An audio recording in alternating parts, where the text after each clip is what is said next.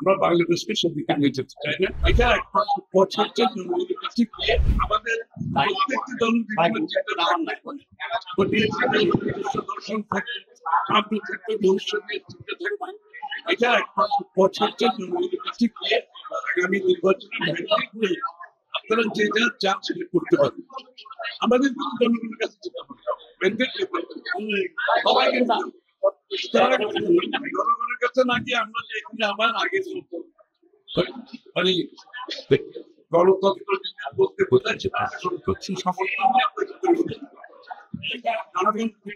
সমর্থন ব্যতীত প্রত্যেকটি দলের তো চাহিদা থাকতে পারে। সেটার একমাত্র পদ্ধতি নির্বাচনে গিয়ে জনগণের ম্যান্ডেট নিয়ে এর বাইরে কিছু করতে গেলে সেটা গণতন্ত্রকে বাধা দিচ্ছে।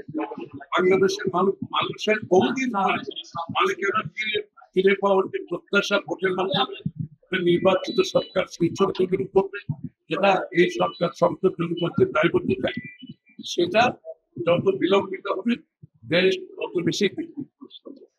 আমি বলছি একটা কিন্তু বারবার যে সমস্ত আন্দোলনের বিপ্লবের পরে যে সমস্ত দেশ যত নির্বাচিত সরকারের মাধ্যমে ফিরে যেতে পেরেছে সেই দেশগুলো ভালো করেছে।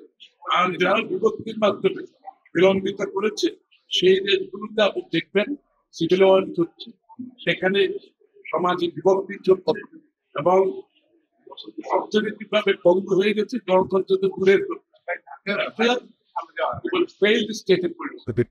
আমরা বাংলাদেশকে সেদিকে নিয়ে যেতে চাই না। সবাইকে থ্যাংক ইউ।